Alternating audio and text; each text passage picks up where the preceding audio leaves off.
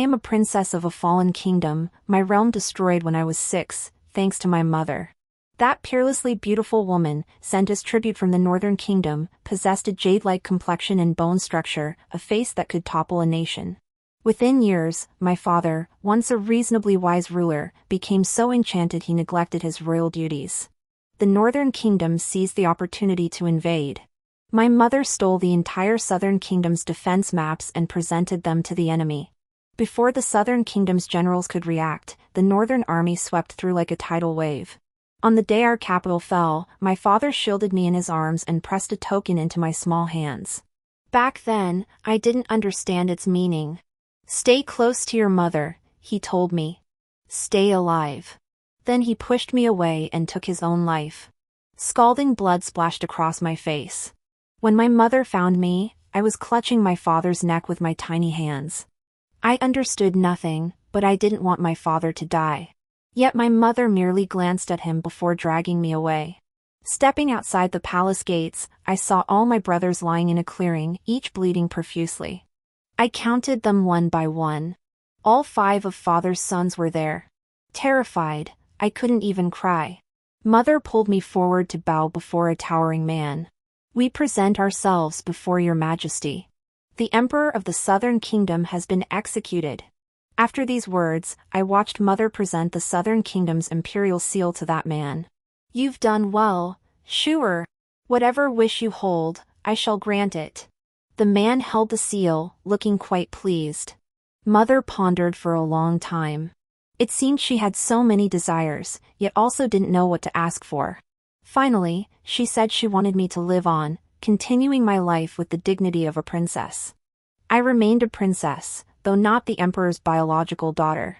I was the daughter of the imperial consort of Wei. Due to the consort's favor, I was graciously granted the title of princess. Others advanced through palace intrigue. My mother advanced by usurping a kingdom. But I feel sorry for her, all that effort for just one rank. Now she is indeed favored, yet anyone can see the emperor does not love her. The emperor of Wei loves no one, he loves only power. My mother, this beautiful tool, will continue to shine in the harem once she is no longer useful. But my mother doesn't see it that way. I always felt she was living in a splendid dream. I once believed she betrayed my father out of loyalty to her homeland. But that wasn't it.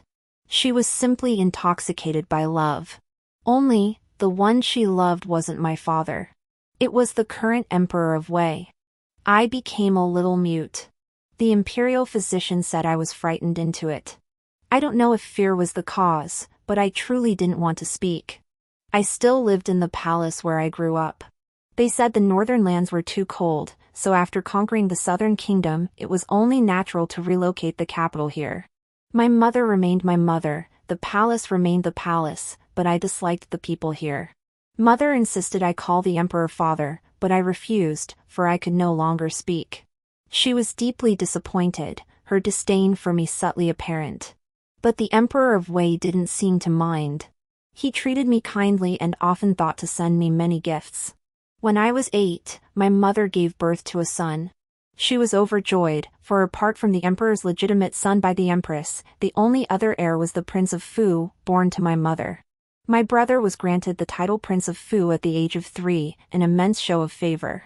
From that moment on, I sensed my mother had become arrogant. It was true. She wore a perpetual smile, cradling my brother, her entire being radiating self-importance. I, too, began to resent her. Since the palace servants dared not confront her, they took their frustrations out on me instead. Today, Consort Li suffered injustice at my mother's hands. Tomorrow, the 5th princess pushed me into the lake. I am mute, unable to cry out. Just as I thought death was near, a young nobleman in white robes saved me. I recognized him, the crown prince's companion scholar. A kind-hearted soul with a compassionate nature. Together with my brother, the crown prince, he brought me back to my mother. She glanced at me. It was identical to the gaze she had when she watched Father Emperor die. Ever since Prince Fu was born, she scarcely paid me any mind, leaving me to fend for myself. I believe she must regret ever letting me live. After all, she now enjoys unparalleled splendor and favor, her only blemish being me, this princess from the former dynasty. This farce was eventually reported to the emperor by the crown prince. The emperor ruled in my favor, severely punishing Consort Li and her daughter. Rumors swiftly spread that His Majesty's affection extended to me, that he cherished Princess Xiaohua. My mother grew even more delighted. She believed the emperor loved her deeply. So deeply that he treated even me, this unwanted burden, as an equal, as a true princess. On the day of my 15th coming-of-age ceremony, my mother presented me with a grand gift. She personally delivered me to my imperial brother's bedchamber. I could blame no one. If blame must be placed, blame my own beauty, more radiant, more delicate, more heartrendingly lovely than my mother had been in her youth. These were my mother's own words to me, along with the assurance that the crown prince held me in his heart. For the way he looked at me was not the gaze of a brother toward his sister. It was the passionate gaze of a man toward a woman. Mother Empress ordered me to repeat the trick, to tempt the crown prince into sin. She wanted to become empress, and she wanted Prince Fu to become crown prince. What Mother Empress didn't know was that I was secretly delighted. His Majesty had hinted at it more than once. I had grown up, while Mother Empress had grown old. His Majesty had even asked me if I wanted to replace Mother Empress. I was disgusted. I knew I could dodge the first day of the month but not the 15th. So, half reluctant, half willing, I climbed into the crown prince's bed as Mother Empress wished. I thought, surely His Majesty wouldn't compete with his own son now. Being with the crown prince is better than being with Mother Empress's men. What kind of man is the crown prince? Everyone says the heir apparent is as pure as the moonlight, with both virtue and good looks. He recognized characters at 3, composed essays at 5, and though not yet 20, has served in court for years. Court officials spoke of him with unanimous praise and admiration. So to such a crown prince, one who stood up for me when I was humiliated, I gave him a chance. If he rejected me, I would walk away. Those sordid, filthy deeds would never taint him again. But he didn't push me away. That night, my mother drugged me with a love potion and tossed me into the Eastern Palace. The next morning, I awoke in the crown prince's embrace. I wept silently. Not for myself, but for the crown prince. He was inevitably being dragged into this mire. My path of profound sin thus began. My mother seized the crown prince's compromise and reported it to the emperor. To protect me, the crown prince took full responsibility. The emperor railed against him, calling it incestuous brother-sister debauchery, accusing him of flouting propriety. 30 lashes fell upon his back, yet the crown prince uttered not a sound. I threw myself upon him, taking several lashes in his stead. I cannot speak. But they should have understood my meaning. Cast aside propriety, perhaps we could have been lovers bound by mutual affection. Wei Zhao's face was ashen, yet he insisted on pushing me away. I fear no harm. I will protect you. His Majesty must have valued the crown prince, for in the end, he did not strike a fatal blow. My mother, the Empress Dowager, looked triumphant. Her gaze toward me was filled with contempt and satisfaction. Contempt that I, ignorant of my place, dared to dream of loving the crown prince of a nation. Satisfaction that I was obedient, willingly serving as her tool in her power struggle with Prince Fu. With everything laid bare, I refused to return to my mother's side. Instead, I stubbornly clung to the Eastern Palace, refusing to leave. I tuned out the world's gossip about Wei Zhao and me. I simply clung to him, wrapped myself around him, never letting him out of my sight. I was terrified of my mother, terrified of the emperor. Terrified of every scheming soul within these palace walls. Wei Zhao must have sensed my fear, for he always held me close. He told me stories and watched the stars with me. Unwilling to leave me alone in the Eastern Palace, he took me along even on imperial tours. Qingzhou was a splendid place, blessed with both talented people and beautiful landscapes. Since arriving here, I had rarely shown such a genuine smile. I heard Qingzhou had a place called the Rui Pavilion, the liveliest spot in town. Wei Zhao gazed at the words I'd written on paper, his arms around me as he chuckled softly. Do you even know what sort of place this Rui Tower is, Xiaohua? And you insist on going? I didn't care what it was. I tugged at Wei Zhao's sleeve, pouting and begging him to take me. In the end, his heart softened. The crown prince himself, escorting a princess to a brothel. The Madam of Rui Tower had never before seen anyone bring their wife to such a place. Her expression darkened instantly, fearing this man might be trouble. I hooked my arm through Wei Zhao's, feeling a mix of embarrassment and awkwardness. No wonder they called it the liveliest place. It was, after all, a house of pleasure. Seeing my eyes darting around with curiosity, Wei Zhao led me inside with unabashed confidence. Ahem! This young master and his lady are merely joining the festivities. Kindly attend to these two gentlemen by my side. I chuckled. Wei Zhao never hesitated to put his companions in the spotlight. The two young men beside him were his study companions. One was as pure as snow, born into a distinguished family, fiercely protective of his reputation. The other, clad in bright armor and riding a fiery steed, was the sole son of a military commander, arrogant and untamed. This was likely their first time in such a place. Watching their flushed faces, I laughed so hard I collapsed into Wei Zhao's arms. Don't laugh at others. I blinked, puzzled by his sudden possessiveness. After teasing his companions, Wei Zhao paid them no mind. He pulled me toward a private room. Red sleeves beckoned throughout the hall. Emerald screens and golden scrolls. Drunk, I sleep among the blossoms. Wei Zhao seemed in particularly high spirits today, coaxing me to drink several cups of fruit wine before he himself became intoxicated. Xiaohua, smile often. Your smile is the most beautiful sight in the world. I've often been grateful that Wei Zhao bears not a single resemblance to His Majesty. Thus, I was meant to drown in the waves of passion he bestowed. Meant to forget my station, forget the hatred of nation and family. They say he bears an uncanny resemblance to the late Empress, with a face like Guanin's. So I kissed those crimson, thin lips with reverence. As if praying, yet also as if atoning. Late at night, my weary body dragged itself to a simple guest room in Rui Pavilion. By the dim candlelight, I counted them one by one. My father, the Emperor, left me an army. The token he thrust into my hands commanded 50,000 imperial troops. This force was unknown even to my mother, the Empress Dowager. These men were among the few true stalwarts of the southern kingdom. After father's passing, some fled, others went into seclusion, vowing never to serve the new dynasty. I lay low in the eastern palace. Wei Zhao treated me like fragile porcelain, shielding me yet allowing me freedom of action. Thus, I seized the opportunity to seek out the spies my father had planted.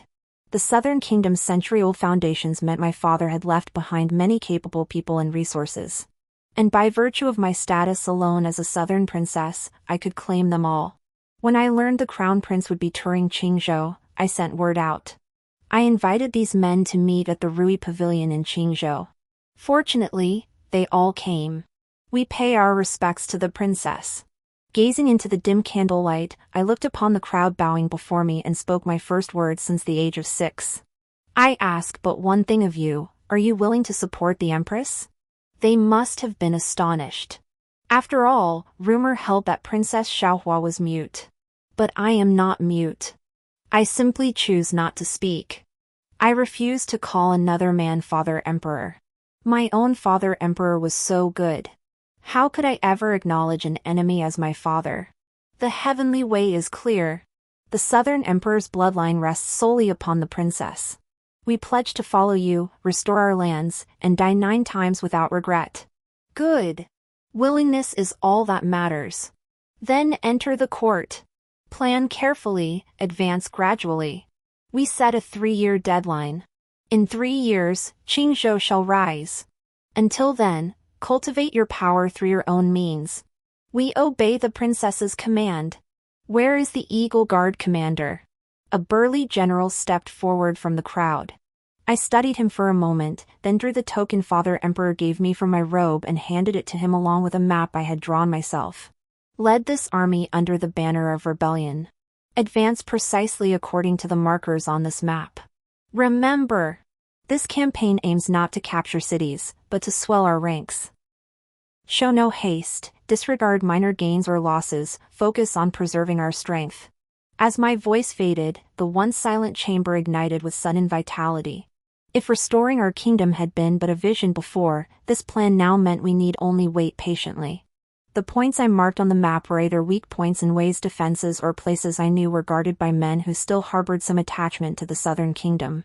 These were mostly desolate, remote regions. When Wei had stormed into the southern kingdom years ago, it had drained the Wei family's vitality. His Majesty would find it difficult to spare sufficient forces to suppress those areas. 3 years were ample time for 50,000 troops to grow strong. Wei Zhao's sleep was always light, so I didn't linger. After instructing him on a few critical matters, I hurriedly departed. From my mother, I learned little else, but I did master the art of secretly studying the defense maps. It's shameful to admit, but I wonder when this cycle of cause and effect will ever end. Where did you go? Wei Zhao stirred awake at my movement, his voice slightly hoarse, like a cat's purr. Mindful of my silent nature, I burrowed deeper into his embrace. He assumed I'd merely risen to use the chamber and paid it no mind, simply wrapping his arms around me as he drifted back to sleep. Qingzhou, a prosperous domain granted to the crown prince, became Wei Zhao's permanent residence. Seeking refuge from his father's arranged marriages, he settled there permanently. Life in Qingzhou was unhurried for Wei Zhao. Official duties were far less demanding than those in the Eastern Palace, leaving ample time to take me out sightseeing. This year, I turned 16. As if heaven sought to compensate for the desolation of my shattered home, it bestowed upon me ever-increasing beauty. Wei Zhao would often hold me close and sigh.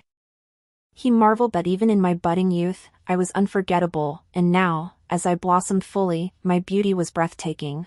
My looks caused quite a stir in Qingzhou.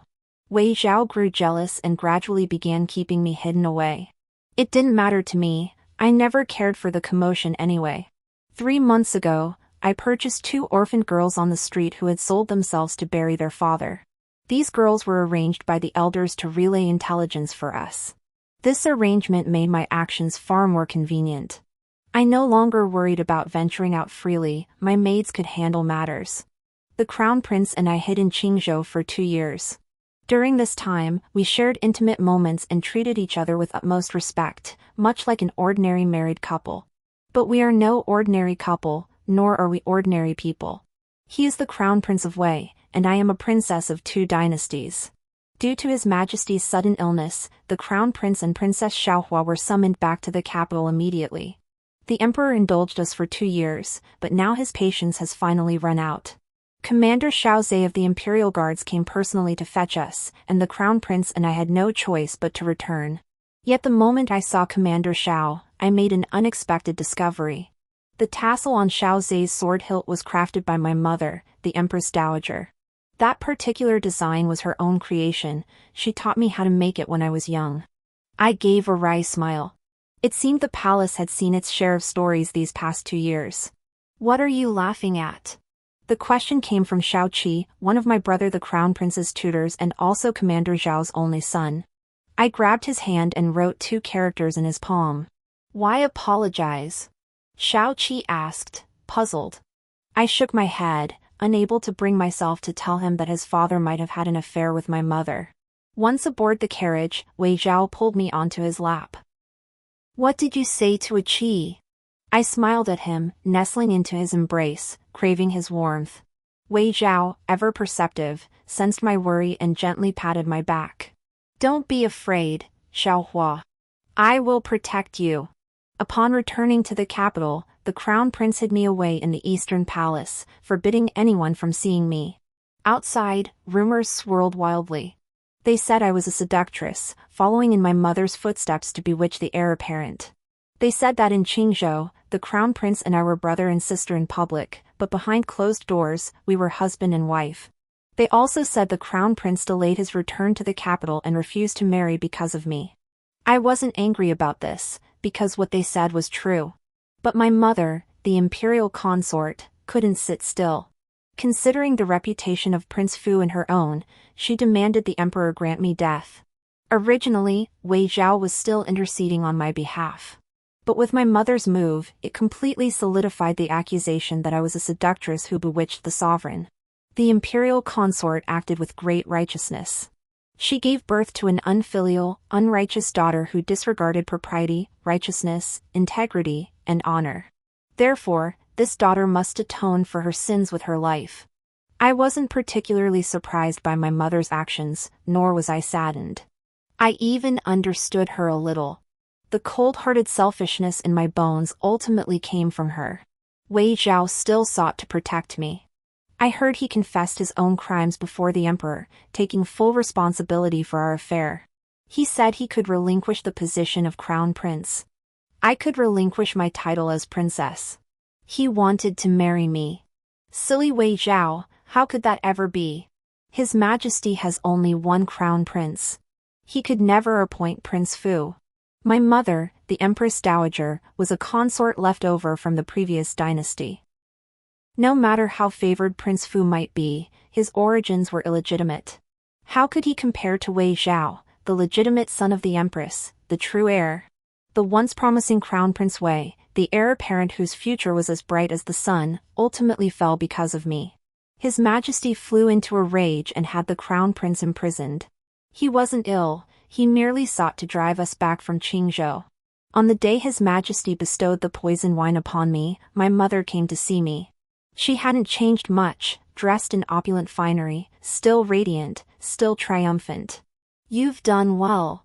It was only a matter of time before His Majesty deposed the Crown Prince. "Xiaohua's mission is complete.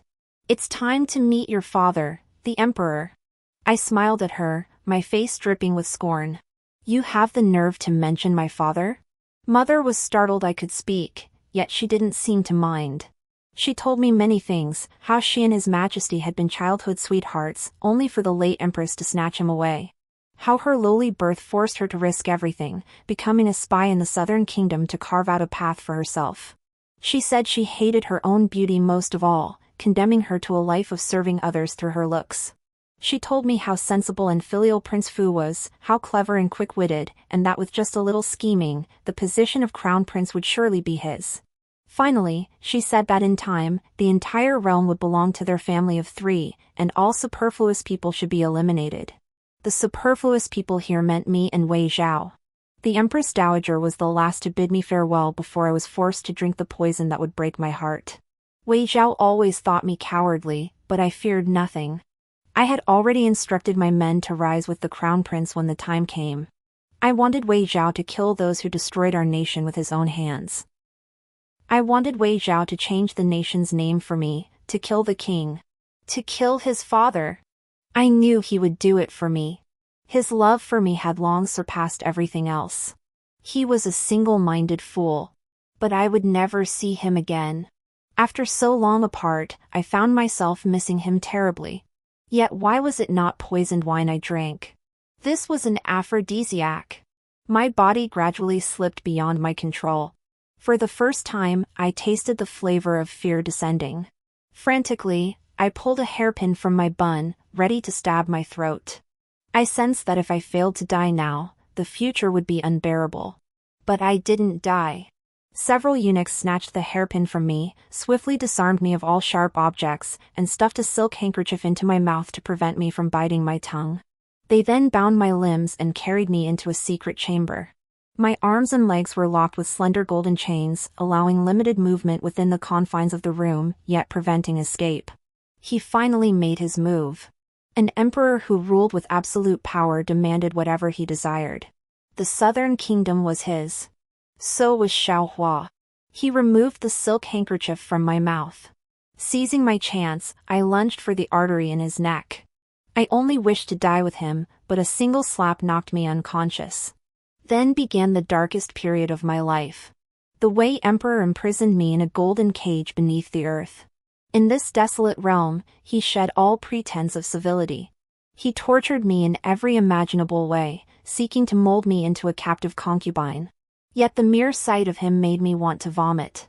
A single touch from him made me wish for instant death. He deliberately left me in a state of living hell, unable to die. You surpass your mother by far. Now I understand why my son would forsake his empire for you. If it were me, I'd do the same. I had no idea how long he'd kept me locked away. A month? A year? Or even longer? My revulsion for him was so intense that I couldn't hold back. I vomited all over him. After that, no matter how much food they forced down my throat, I vomited it all back up. Perhaps unwilling to let me die, Emperor Wei summoned the imperial physician. The physician declared I was pregnant. Emperor Wei was stunned. His line had few heirs, and he'd always placed great importance on imperial succession. How could I possibly be pregnant now? The physician said I was only a month along and required careful nurturing. Emperor Wei embraced me, teasing me playfully. Xiaohua has kept me company here for 2 months now. This child can only be mine.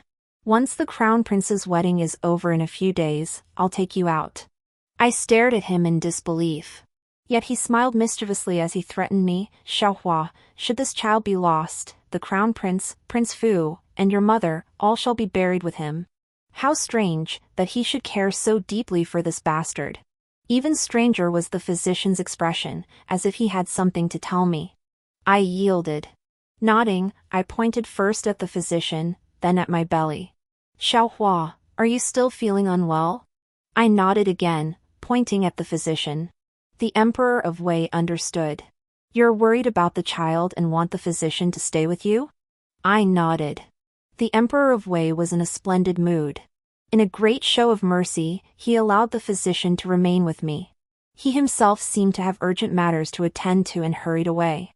Only after confirming the emperor had departed did the physician dare speak. Your Highness is 3 months pregnant. Please take care of yourself. 3 months? This child is remarkably resilient, having stayed safely within me for 3 whole months. Knowing I couldn't speak, the physician lowered his voice further and told me, I am loyal to the crown prince. I nodded in understanding. Moments later, hurried footsteps echoed through the chambers. I thought it was Emperor Wei returning. Instead, it was Wei Zhao. He had grown so thin, so haggard. I gestured for him to keep his distance, and he dared not approach. Kill him. It was the first words I'd ever spoken to Wei Zhao. Whom? He understood perfectly. Wei Zhao stared at me for a long moment, his eyes red with shock. Finally, without a word, he clenched his fists and turned to leave. Sitting on the bed, I laughed until tears streamed down my face. He had agreed. The day before the crown prince's wedding, I was released. Emperor Wei declared me Consort Xian. He announced that Princess Xiaohua was dead, and Consort Xian merely bore a slight resemblance to the princess. He publicly announced I was with child. He was the son of heaven. Whoever he declared me to be, that was who I became. I could vaguely discern the emperor's intentions. He and the crown prince had long grown estranged, and my mother, the empress dowager, had formed factions for Prince Fu, which disgusted him. The emperor was in the prime of his life. By bringing me into the light now, he intended to cultivate another obedient favorite consort and royal heir. I stood calmly beside Emperor Wei, meeting my mother's fiery glare, even finding the composure to smile at her. This is your love. I mouthed to her. Pitiful. Enraged, she lunged to strike me. But the emperor shielded me. She couldn't even touch my sleeve and was sharply rebuked. A vague sadness washed over me. Had my father still lived, how could she have endured such humiliation, especially at the hands of her own daughter? Why must human hearts never find satisfaction? The crown prince's wedding was held within the palace walls, and the emperor demanded my attendance. The emperor, barely past 40, now radiated confidence as he proudly presented his newly favored concubine to the court. Naturally, no one dared to speak out. The crown prince was originally betrothed to the chancellor's daughter, but just before the wedding, she was replaced by the legitimate daughter of an 8th-rank official. Prior to this, the emperor had personally purged many supporters of the imperial consort and Prince Fu. His Majesty's intent was unmistakable. The officials understood clearly, the emperor intended to prop up Consort Xian and the child she carried. And as for who Consort Xian truly was, if His Majesty deemed it unimportant, then it was unimportant. Due to my recent docility, Emperor Wei had relaxed his vigilance toward me. As long as someone followed me, he allowed me to move about freely. In the grand hall, all eyes were on the newcomer's ceremony. Bored, I sought out familiar faces to chat with. The emperor turned a blind eye to me, instructing his men to watch over me well, then never bothered with me again. In his eyes, I never posed a threat, just an orphaned girl who depended on him to survive. I found Han Yu, the crown prince's tutor. What choice did I have? Besides the crown prince, he and Xiaoqi were the only tutors I knew well, both inside and outside the palace. Why isn't Xiaoqi here? I asked, using sign language. Zhao's mother recently passed. He's still keeping vigil. I paused, glancing at my mother, the Empress Dowager, then at General Xiao, before gesturing to Han Yu. Han Yu, being so intelligent, couldn't fail to understand my meaning. He nodded with difficulty. This is a private matter of the Xiao family, unknown to outsiders. Brother Zhao's mother uncovered the commander-in-chief's sordid affairs and was forced to her death. The hidden truth behind this was uncovered by Brother Xiao and me. I nodded. How tragic for Lady Xiao, once blessed with a loving husband and dutiful son. My gaze drifted back to my mother, still radiant with grace. Her beauty had been her weapon, yet it had wrought so much sorrow. With my questions answered, I focused on the ceremony. I'd never seen Wei Zhao in red before, wondered if it suited his wedding attire. But when the groom stepped out, I knew my worries were unfounded. Wei Zhao looked absolutely stunning in his wedding attire. Tall and slender, with skin as fair as snow, how could crimson not flatter him? Under the gaze of all present, the groom led his bride toward their parents. Yet halfway there, he abandoned her and strode straight toward me. The crowd parted automatically before me until Wei Zhao took my hand and declared, "Xiaohua, you are the only one I will ever marry." The crown prince had lost his mind, addressing the emperor's virtuous consort by her maiden name and declaring his intent to wed her. Staring into Wei Zhao's eyes, brimming with profound affection, sorrow welled up within me. The crown prince had rebelled, openly attempting to assassinate his majesty during the wedding ceremony. Two factions suddenly clashed violently within the grand hall. The emperor, enraged, ordered the crown prince's arrest. Wei Zhao seized the chaos to lead me to safety. I knew his sole purpose was to get me out. Attacking at this moment, he had no chance of victory. I asked him why he couldn't endure a little longer. I couldn't bear it. The moment I learned of your daily hardships, I could no longer hold back. I must get you out of here as soon as possible. But what about you? What will become of you? Wei Zhao smiled indifferently. The setting sun stretched our shadows long, intertwining them as if they would never part. Wei Zhao's life is dedicated to not squandering youth. You followed me from the day you came of age, clinging to me, trusting me. I will protect you for the rest of your days. My heart ached terribly. I saw that the one leading the pursuit was Commander Xiao, my mother's man. He wouldn't let Wei Zhao return alive to face the emperor. Was I losing Wei Zhao? Xiaohua, don't cry. Wei Zhao gently pulled me into his embrace, whispering soothing words. I know what you wish to do. Go. I left something for you in Qingzhou. It will aid you in your endeavor.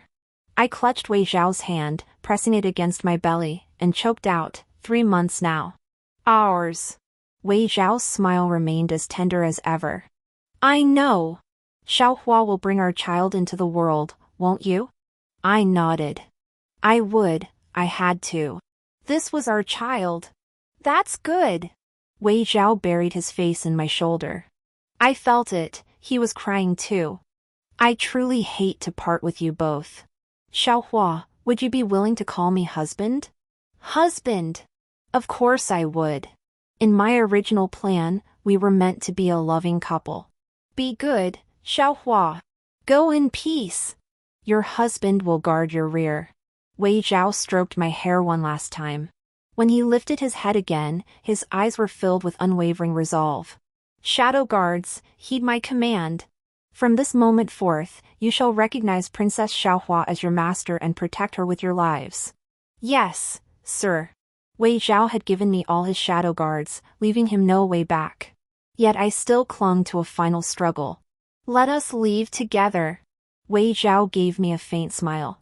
We both knew he couldn't leave. The entire realm belongs to the sovereign. A crown prince accused of treason could not depart the capital today. Escort the princess to Qingzhou. Do not delay.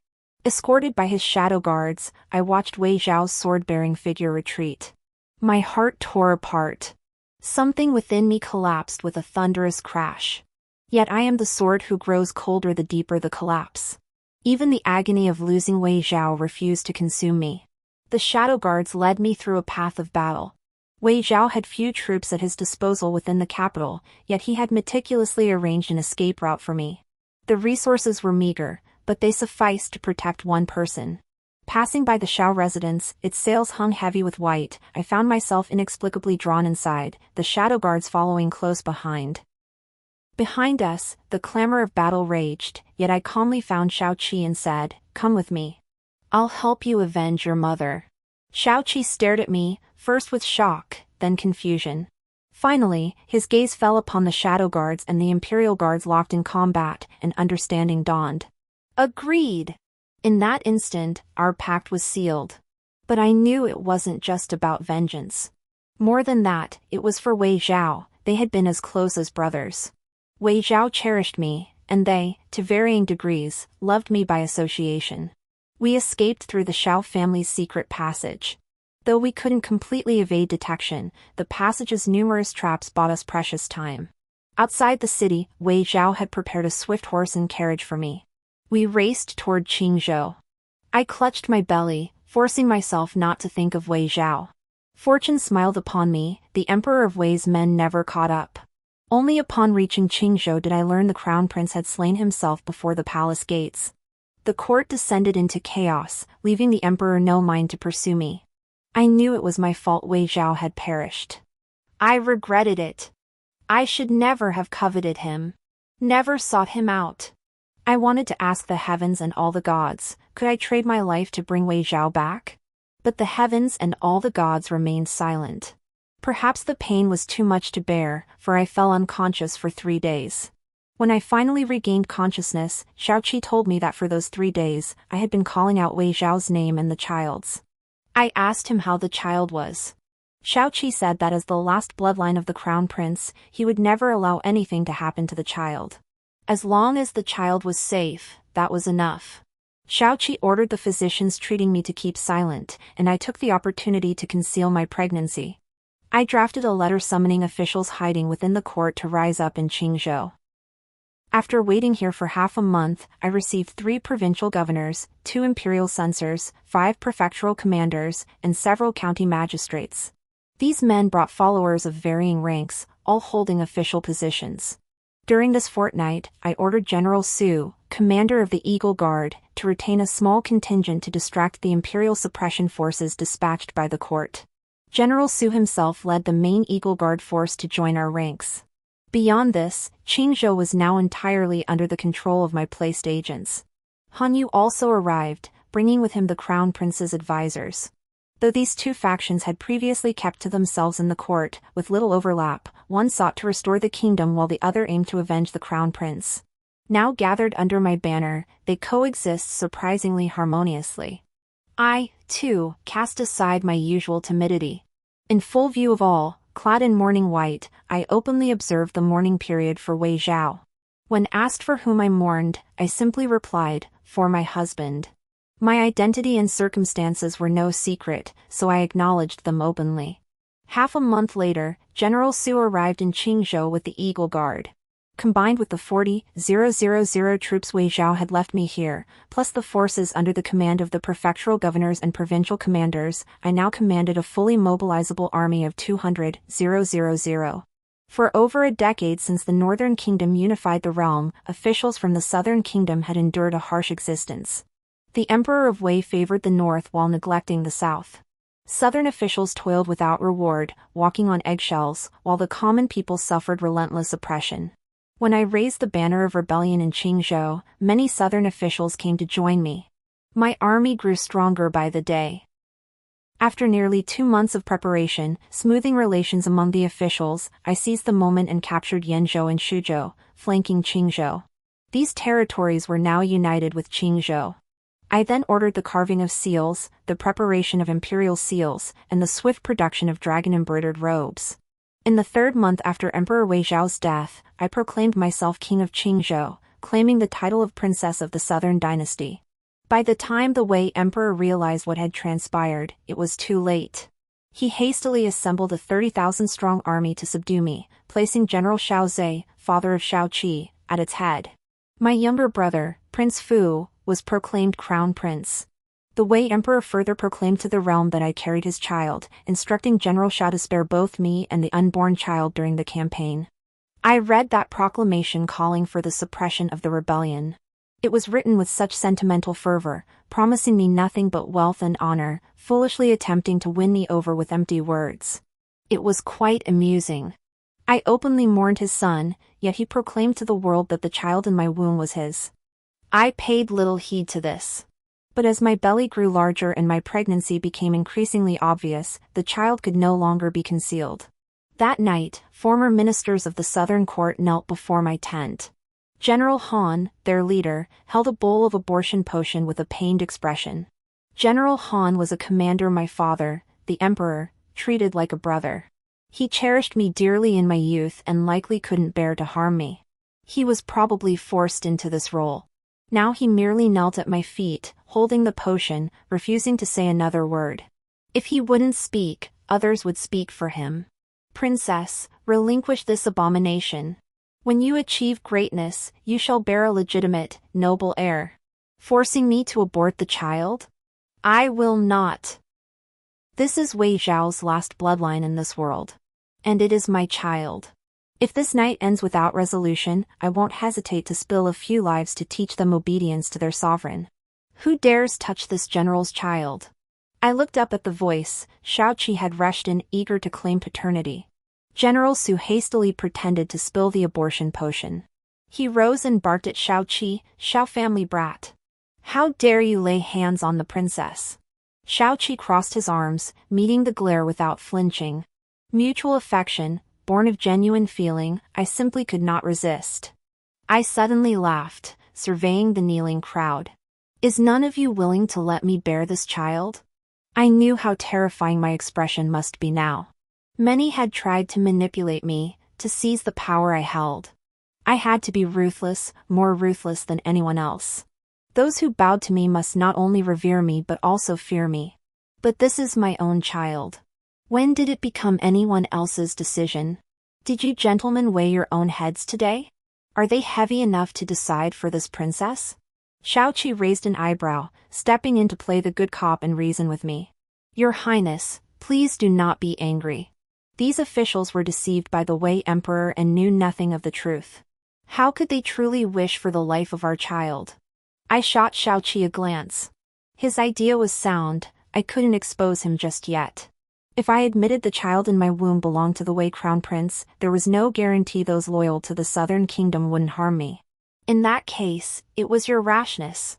General Su couldn't care less whose child the princess carried. Ultimately, it was Mu family blood. Now that the child's father had been found, he saw no reason to trouble the princess further. He ushered the entire group out of her tent.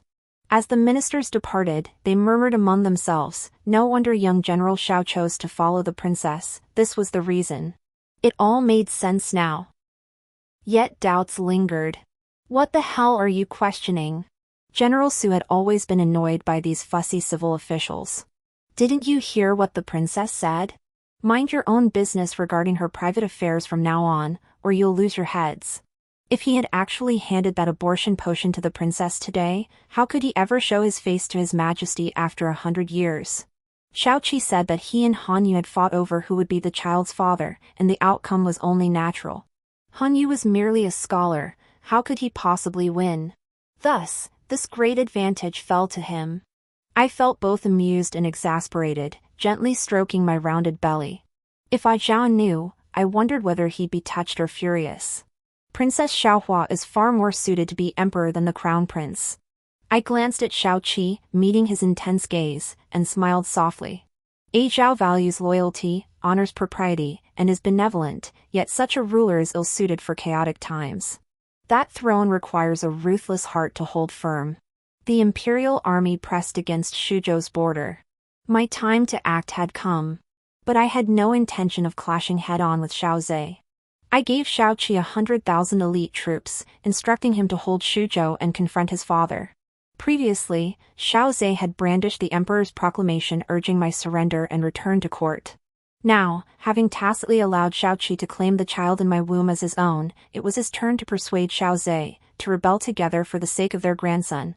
Word is Xiao Zhe refused to believe it, vowing to kill Xiao Qi, that traitorous son. But if His Majesty could call a deer a horse and claim I was his virtuous consort, Xiao Qi could do the same, claim the child was his. He spun a convincing tale. The emperor sought to execute the princess, but he saved me. He claimed we were childhood sweethearts, long mutually enamored, and that our union had conceived this child. As for the virtuous consort? Sorry. Your Imperial Highness, your own consort vanished. What does that have to do with my Princess Xiaohua? The emperor could never admit before the realm that he imprisoned me. Thus, he could only watch as Xiao Qi spun tales at the front lines. But regardless, my troops' morale remained steadfast. Only Zhao would be furious upon learning how Xiao Qi distorted our history. Here, Xiao Qi dragged the imperial main force into a stalemate. Both sides exchanged blows without revealing their true strength. Meanwhile, I ordered General Su to lead the Eagle Guards on a southeastern offensive. After lightning-fast conquests of Yongzhou, they now aimed their blades at Liangzhou. All eyes were fixed on the front lines at Shuzhou, leaving the court utterly unaware of the true extent of my forces. Even with preparations made since the initial losses of Shuzhou and Yanzhou, they were still caught off guard by my assault, scrambling to muster reinforcements for Liangzhou. The emperor, enraged, ordered Xiao Zhe's removal from his command in a fit of fury. I hear my mother and the crown prince are scheming to save Xiao Zhe's position. But women's vision is short-sighted, seeing only the immediate gains before them. She believes that by controlling Xiao Zhe and keeping him as commander, she holds sway over Wei's armies. Yet Xiao Qi is Xiao Zhe's only son. On one side stands his son, on the other, his lover and sovereign. How could General Xiao possibly choose? Rather than agonize over it, I resolved to lend them a hand. I arranged for Xiao Qi and General Su to secretly swap their garrison posts. Once both generals were in position, we launched simultaneous offensives from the Shuzhou and Liangzhou fronts. The campaign progressed smoothly. Shuzhou lay but a step away from the capital of Yangzhou. Naturally, our forces were concentrated on the Shuzhou front. Our losses on the Shuzhou battlefield were indeed devastating. But my true target has always been Liangzhou. Liangzhou is defended by generals fiercely loyal to the Wei Emperor, and its fortifications are as impenetrable as an iron barrel, the toughest nut to crack. This was the bloodiest battle I'd fought since launching my campaign. 3 months of carnage, mountains of corpses, rivers of blood. I ordered Han Yu to establish Jisai halls across the land to shelter orphan children. This sin I committed with my own hands shattered too many homes and lives. My daughter was born amidst the flames of war. On the day Liangzhou fell, overcome with emotion, the baby kicked. She was an exceptionally well-behaved child, sparing me too much suffering, arriving safely and smoothly. Her eyes and brows bear an uncanny resemblance to a Zhao. They say daughters resemble their fathers, how true. All claim my daughter is a star of good fortune, born in a favorable time. But her blessings extend far beyond that. When she reached her first month, I personally took her to Jingzhou. The current governor of Jingzhou is the biological uncle of Crown Prince Wei Zhao. He treats Wei Zhao with utmost kindness. Yet he holds no regard for me. This is Prince Wei Zhao's child. Not a question, but a statement. My child resembles her father. Anyone familiar with the crown prince would recognize it at a glance. I only wonder whether the governor of Jingzhou harbors more hatred for His Majesty or for me. The Wei clan's influence has waned. I should not oppose the wife and daughter of Prince Wei Zhao. See, wise men are easy to reason with. I hadn't even spoken, yet my uncle understood my meaning. Nor did I wish to trouble the uncle who cherished Prince Zhao Zhao. After the governor of Jingzhou ceded the province, I honored him with the courtesy due a high minister, treating him with exceptional respect. Thus, the grand scheme of the realm began to settle. My court in Qingzhou was now brimming with capable talent. 3 armies now besieged Yangzhou. The Wei Emperor fought like a cornered beast. I was a patient hunter, in no hurry to storm Yangzhou. My current fortune stemmed not only from the virtuous legacy left by Zhao and my father, but also from the Wei court's own vulnerabilities. Back then, the northern kingdom had rushed into conquest, subduing the southern kingdom in a mere 3 months. That haste had sown countless hidden dangers. The Wei Emperor has sat securely on his throne for over a decade, yet remains unable to discern which southern ministers truly pledge allegiance. He boasts of divine mandate, forgetting his own throne was seized by a woman, forging this unified realm. I am in no hurry. I shall encircle Yangzhou, sever all supplies, and let my forces rest and recuperate. I will offer them hope, then pick away at the Wei dynasty's toughest resistance piece by piece before devouring them whole. My mother, the Empress Dowager, even now, she clings to her grand, illusory dream. Every letter she sends me is filled with remorse and regret, confessing she failed to protect me, that she owes me an apology. She is mistaken. She should not be repenting to me, she should be repenting to my father, the Emperor. My mother sought to collaborate with me, promising to support her son's ascension to the throne and grant me the title of Grand Princess. She did not believe I could ascend as Emperor in my female form. She even claimed I had given birth to a daughter, rendering me incapable of competing with her son for the throne. She remained as smug and arrogant as ever. How could I have come this far for her and her son? After lying dormant for over half a year, the moment finally arrived. My patience snapped. I personally took command, marshaled the 3 armies, and marched on Yangzhou. By then, my forces had swelled to 500,000 troops. The 30,000 ragtag remnants within Yangzhou's walls were no match. The Wei Emperor's forces had long since lost their resolve.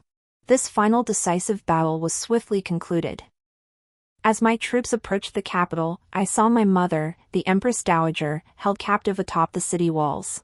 Mu Xiaohua, withdraw your forces at once, or they will sacrifice me as an offering. Do you dare bear the shame of matricide? Do you dare? Dare I? I asked myself the same question. Why should I not dare? Gazing at my mother from afar, though her features were indistinct, I knew her grace remained unmatched. Yet now, her beauty could no longer serve as a weapon. General Xiao, who had shielded her to the end, perished by the Wei Emperor's suspicion. All the sins and shame of my life stemmed from my mother. Her selfishness destroyed my kingdom, her narrow-minded favoritism ruined my existence. Xiao Qi said I was more suited to be emperor. He was right. Wei Zhao chose death over standing between me and his father. Yet I could order a volley of arrows without flinching, even with my birth mother standing before the battle lines. I had no qualms. Kill! At my command, hundreds of thousands of troops pressed the city walls. With no further use, the Empress Dowager was shoved from the city walls. Not that she was utterly useless, at least the charge of matricide would now be firmly pinned upon me. Watching her plummet in crimson robes, as desolate as a withered autumn butterfly, my heart stirred neither sorrow nor joy. I had grown numb to life and death, long since desensitized. Now, whoever died before me would likely leave me unmoved. And so my peerlessly radiant mother finally drew her life's curtain as her own daughter's armies besieged the city. I ordered no surrenderers to be harmed, and though the capital fell swiftly, the fighting remained brutal. Stepping over mountains of corpses and seas of blood, I reached the imperial palace to confront Emperor Wei, already captured alive by General Su. In less than 2 years, he had aged drastically. Upon seeing me, his dim eyes suddenly flashed with light. What skill you possess, Xiaohua? I had thought you merely a parasitic bindweed, clinging to others for sustenance. Yet you prove yourself a ruthless carnivorous plant. I stared at him as one might regard an insect. Even an emperor, trampled beneath foot, could scarcely endure such contemptuous scorn. Just then, a guard arrived to ask how I wished to handle the captured princes and princesses. I turned to General Su. How did the Wei Emperor treat the southern court princesses back then? The hatred in General Su's eyes was unmistakable. All but Xiaohua, 5 princesses and 3 eldest princesses, perished under the northern army's brutal humiliation. I nodded. Then bestow the princesses upon the soldiers. I then asked General Su, and how did the Wei Emperor treat my brothers? All 5 imperial princes were beheaded. I curved my lips slightly and ordered casually, then grant Prince Fu death. Out of respect for our shared mother, leave his body intact. Princess, you cannot. You and Prince Fu share the same mother. Killing your brother will surely invite condemnation from the world. Han Yu was the one trying to dissuade me, still clinging to his saintly compassion. I shook my head and laughed. What human ethics and propriety are we talking about in the Wei family? If we must discuss it, I'm still the Crown Prince Fu's sister-in-law and his concubine mother. Right, Your Majesty? Han Yu knew a bit of the inside story. He clenched his fists but didn't try to persuade me further. General Su, however, looked utterly shocked, staring at me in disbelief. Where there's smoke, there's fire. The rumors are true, I said calmly. The Wei Emperor suddenly laughed. Mu Xiaohua, what good is winning the empire? You want to be empress. But your daughter is my bloodline. This empire will still bear the Wei name in the end. My son was born full term. He is the child of me and a Zhao. What does he have to do with you? I stared at the Wei Emperor, delivering another blow. I will become empress, but I won't let my son inherit the throne. My father's cousin, Prince Yen, fled years ago and lived in exile. Though he's dead now, he left behind a son. I've found that child. This realm will bear the Mu name from now on. You won't even consider your own flesh and blood? So you only ever used a Zhao. How could you do that to him? Don't mention a Zhao. My sore spot was suddenly struck. I drew my dagger and thrust it toward the Wei Emperor's heart. I was only 6 when the southern kingdom fell. I knew nothing then. Why must you pin your hopes on me to restore the kingdom? If you hadn't imprisoned me as your captive concubine, Ah Zhao wouldn't have died. I would have supported him as emperor, as long as the people of the southern kingdom weren't oppressed. As long as the officials of the southern kingdom were treated equally. Then I could have lived up to my father's expectations and my own identity. But you forced a Zhao to his death, forcing me to this point. I shall eradicate every trace of your Wei clan to appease the souls of the innocent people who perished across the land. The moment I drew the dagger, the Wei Emperor's eyes widened, refusing to close in death. It was all over. General Su accompanied me to the tower to announce the Emperor's execution. Suddenly, it felt as though I saw my father. I wanted to tell him, Xiaohua avenged you. I don't believe in ghosts or gods, but I believe in karma. I too await the day when the seeds I've sown bear their fruit. Good or bad, I accept it all. General Su seemed to weep. This man, over 7 feet tall, shed tears. I asked him what was wrong. He said Xiaohua had suffered injustices all these years. Injustices? I'm used to it. Life will be easier from now on. I said that after some time, I'd find General Su a good wife. What kind of life is it for an old man to remain unmarried? General Su declined. His wife, pregnant at the time, had been raped to death by northern troops. He said that if not for Princess Xiaohua still living in the southern kingdom, giving them hope, he would have long since slit his throat to join his wife. I nodded, no longer pressing him. New clothes don't compare to new people, but new people don't compare to old ones. Old ones are still the best. I felt tears welling in my own eyes. Standing atop the high platform, I was overcome by emptiness. How I longed for Prince Zhao. My brilliant crown prince of Wei, whose profound love was cut short by fate. He perished in the prime of his life. And I shall remember him for the rest of mine. I ordered Shaoqi to remove every treasure from the palace, then set fire to this imperial hall that had witnessed 2 dynasties entwine destinies. Though this act was improper, I did it nonetheless. I wanted to erase every trace of the Wei dynasty, as if doing so could wash away the sins upon my own soul. In Qingzhou, I rebuilt a new imperial court, and a new palace rose from the ground. Once all was settled, I brought the orphan son of the Prince of Xian to my side and adopted him as my own. Then, rewards were distributed according to merit. General Su was appointed Grand Marshal, and Shaoqi was named Left General. Together, they would command all the armies under my rule. Civil officials also received their due honors. Han Yu was appointed Grand Tutor. But the children are still young, so his primary role now is to help raise them. Having an unmarried man assist with childcare immediately sparked fresh whispers about the origins of my son, Diao Diao. Han Yu pressed his lips together, offering no comment. Shaoqi, however, waved his hand dismissively and simply told Tayo Tayo to call him father. I couldn't be bothered with their childish antics. I cared nothing for the gossip and made no effort to conceal Taio's origins. As emperor, I held the power of the realm in my hands. I would make the world revere my daughter as they revered me, granting her the finest protection under heaven. Watching the dynasty flourish evermore, my Taio grew day by day. Life seemed to hold hope once more. Yet in the spring of the 5th year of Zhaoming, I encountered an old friend in a dream. Early the next morning, I entrusted Han Yu to bring Zhao's ashes from the Wei family tomb back to my side for veneration. The heights are lonely, only with Zhao's companionship can I find peace in these days. Extra, my name is Mu Tiao. I too had a mother of unparalleled beauty and grace. Her name was Xiaohua, Empress of the Mu dynasty. Legend holds my father was General Shao Qi, as he himself claimed. But that was not the truth. I knew long ago who my father truly was. He was the crown prince of Wei Zhao from the previous dynasty. My mother and I venerate his portrait. Daughters resemble their fathers, and I bear a striking resemblance to him. Yet compared to the man in the painting, my bond with old father Shao runs deeper. I call General Shao father not because he is my rumored biological father. It is because old father Shao has been so kind to me.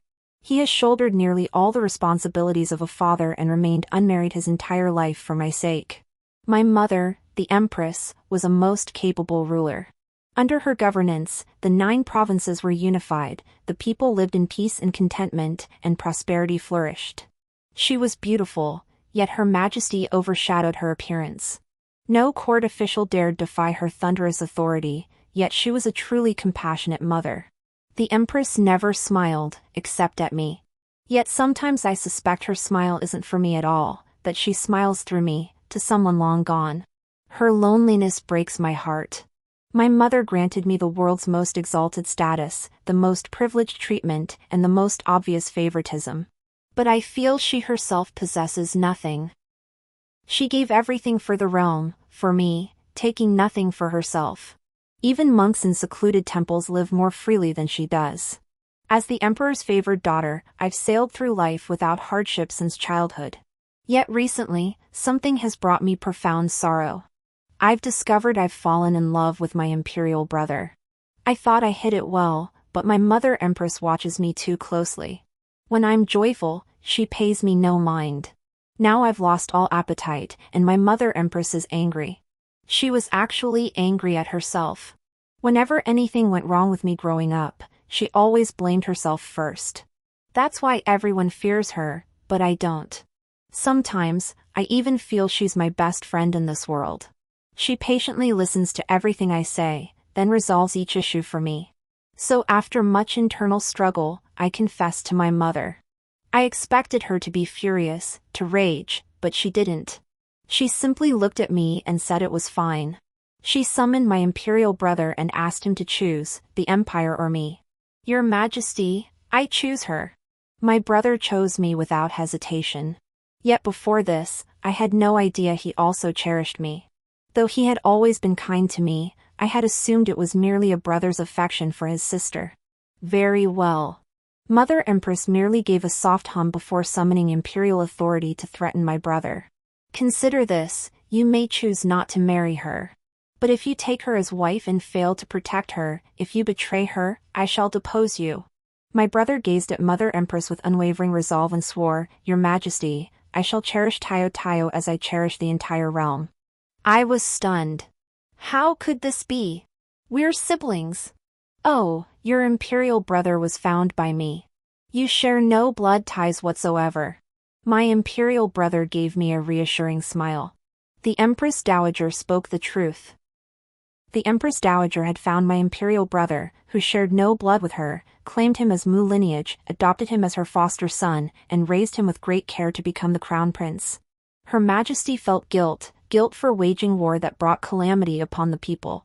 My brother was an orphan who lost his parents in the turmoil. Blood ties meant little to her. She made him heir only to appease the spirits of the innocent victims. She was a woman of immense breadth of spirit. To become an empress and rule a nation, she possessed a clarity of vision surpassing most men in the realm. My brother chose me without hesitation partly because our mother was still young and fully capable of raising another heir. But I was one of a kind. My brother was as pure as the moon and breeze. When he said he loved me, it wasn't sweet talk, it was a vow. Later, to silence the world's gossip, our mother demoted me to a princess and married me into the Eastern Palace as a woman of the Shao family. The thing I'd worried about for so long was resolved just like that. On my wedding day, mother sent me off with a 10-mile procession of red bridal finery. Old Shao carried me on his back to the threshold. This was your father's duty, yet once more, I've taken advantage. Old Shao and my father were sworn brothers. My father was not only mother's eternal love, but theirs as well. Father, now that I'm married, why not take a wife yourself? Father Shao firmly rejected my suggestion. He said since Mother Empress was already alone, if he remarried after my departure, he wouldn't be able to visit her in the palace legitimately and frequently. Truthfully, I'd hoped Mother Empress and Father Shao would be together, but she rejected any man who showed interest in her. Father Shao was barely tolerated as a confidant. But that was the extent of it. My mother was the most beautiful woman in the realm, and she kept the most faithful widowhood for my father. The year after marrying my elder brother, I became pregnant. My mother was to become a grandmother. For the first time, I saw a look of bewilderment on her face. She spent less time in the Buddhist hall with my father and more time with me. My firstborn son arrived amid the nation's anticipation. That day, mother was overjoyed and granted a general amnesty for my child. Yet the people remembered my own achievements. My mother ruled the realm with unwavering diligence, as did my imperial brother. After years of his regency, they ushered in an unprecedented golden age together. As for me, beyond bearing 3 children, I seemed to have little hardship. As a princess, I lived freely and boldly. As crown princess, I did the same. My mother possessed radiant beauty, while I was more dignified and refined. But appearances can be deceiving. My mother remained dignified her entire life, while I retained my radiant beauty. Even after bearing 3 children, I remained youthful, lively, and cheerful. My wealth and honor were earned by my mother and husband, and I basked in it with perfect contentment. When Her Majesty turned 40, her health suddenly collapsed. In that instant, I felt the sky fall. She was the strongest woman I had ever known, and even in the face of death, she accepted it with grace. Before her passing, Mother summoned me and my elder brother to entrust us with her final wishes. I wept uncontrollably, and Mother reached out to wipe away my tears. "Tiao Tiao, do not cry. Mother is merely going to join your father. She was the finest mother in all the world. I truly cannot bear to part with her. I always feel that if she hadn't longed so deeply for my father, she would have lived 100 years. Crown Prince, do 3 things for me. First, reveal Taio Taio's true origins. She is the child of mine and the late Wei Zhao Crown Prince of the previous dynasty. Now that the empire is at peace, if the people speak of her, you must protect her. Second, bury my ashes alongside those of Wei Zhao. Keep an eye on the historians, do not let them fabricate tales of my romantic affairs. Wei Zhao was my one and only, my heart never wavered. Third, adopt your 3rd son into the Shao family. Let him care for that old man Shaoqi in his twilight years. He took on Wei Zhao's duties and looked after Tiao Tiao all these years. I owe him. My brother nodded to each request, his eyes reddening. This was the first time I had ever seen my brother weep. Mother was tender with me yet stern with him, yet never showed favoritism. She held different hopes for each of us, yet poured equal devotion into both. As emperor, she never once harbored suspicion toward my brother. Her final words were to me, "Taio Taio, let your mother look at you properly. Come find me as my child again in the next life. But let us not be born into the imperial family again." In the 21st year of the Xiaoming era, Emperor Muwen passed away in the palace at the age of 40. His reign was marked by remarkable achievements. He had raised 1 son and 1 daughter, never marrying himself. The following spring, my elder brother ascended the throne without incident. I was crowned empress, my status exceptionally exalted as the late emperor's only biological daughter. To demonstrate his esteem for me, he issued a special edict proclaiming my phoenix seal to hold equal authority with the imperial jade seal. Yet I remained without grand ambitions. I possessed abundant love and reverence.